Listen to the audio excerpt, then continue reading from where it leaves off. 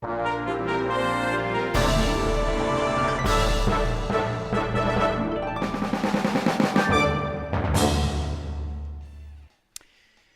afternoon, everyone, and welcome to Cooking Live. I'm Chef Patrice, and I'm going to make you a better cook. Sous vide or not sous vide? That is the question today. I'm going to show you two ways. I'm going to show you to do this sous vide without the fancy equipment, and I'm going to show you also to do with the fancy equipment. Also today we are making a New England clam chowder. Beautiful clam chowder with the fresh clam. Also we're doing a sous vide chicken Caesar salad. Of course the classic Caesar dressing, the romaine lettuce, but the chicken would be sous vide. Very nice.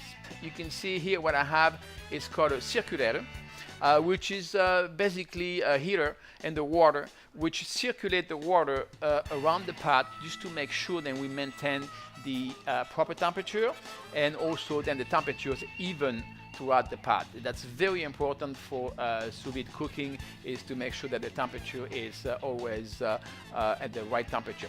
Today what we're going to be doing is 140 degrees Fahrenheit, and we're going to cook our chicken breast for an hour and 15 minutes. This will be enough to cook the chicken breast fully, entirely. And then of course after that we are going to pan sear it with a little bit of breadcrumbs to get some crunch. It's going to be delicious. There you go. Sometimes you can buy the bags already made, but I think it's a better way to buy a roll, and you can customize and do the bags the size you want.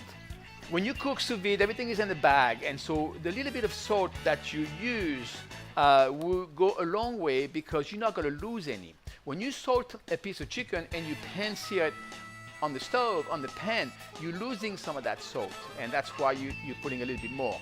But when we do sous vide, it's very important that we put the right amount of salt. So we are going to season lightly, salt and pepper.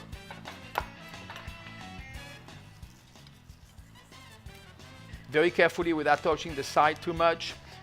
You know, put your chicken, pieces of garlic, pieces of thyme also. Oh, we have a question I see here. Okay, is it okay to add slice of lemon? Very good question.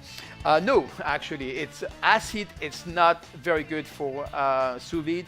If you do want to add lemon, you have to do it after you cook it.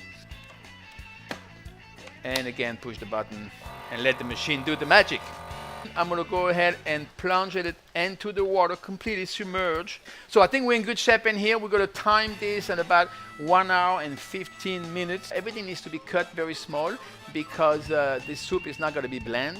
And so if you put big chunks of celery, you're ending up on the plate with big chunks of celery, which is not very pleasant.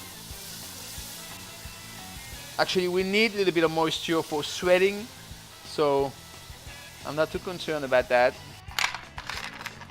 Oh, that looks perfect right there. Let's bring that to the stove. Just put the heat in full blast.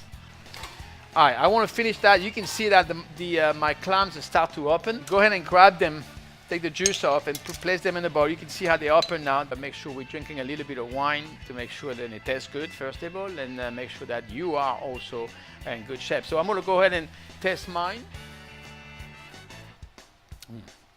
Okay, the wine is good. What are we looking for in here? Maybe 4 people. We're looking for a small little tuile. A tuile is, of course, that half a moon shape. And if there is a little hole in between, it's actually okay. That looks about right. This is about, I would say, 4 inches across, okay? Oh yeah, they have a little bit more color here, which is okay. You gotta move fast, otherwise they're gonna be breaking as you try to bend them. I know it's a little hot, but you have to suffer for the art. Oh, look at that. This is nice and hot, so it's going to go very fast. Perfect right here. All right, that's enough. Back into my... So, right here. There you go, right there. Your chicken should not be way on the center. It should be completely cooked. Oh, look at that. This is beautiful. I can't wait to test this chicken. Now we're going to add a little bit of a color to this plate with those tomatoes. And again, let them fall, you know, naturally around the plate. And you don't want to put the dressing on the chicken because it's going to soften the crust. That's not the idea. So we're going to go right under the salad. I'm going to put on the other side, or I'm going to put right on top like that. There you go. I want to make sure that there's a contrast between this and the salad, so I don't want to put obviously on the chicken. So, oh, look at that. It's perfect. And then now with the winter coming up, you have another idea about soup. If you've never done one of those, believe me, it's going to become one of your favorite things to do. Okay, and now, of course, the last touch, a little bit in there. We're going to take our finely sliced chives right here and finish the plate with a little bit of chives. Now, don't put it all over the place, maybe in the center like that. You know, it looks great like this. Now that soup looks and tastes really nice. I hope you enjoyed this this class, and don't forget, next week we have the pot au feu with vegetable and beef short ribs or beef shanks. It'll be wonderful.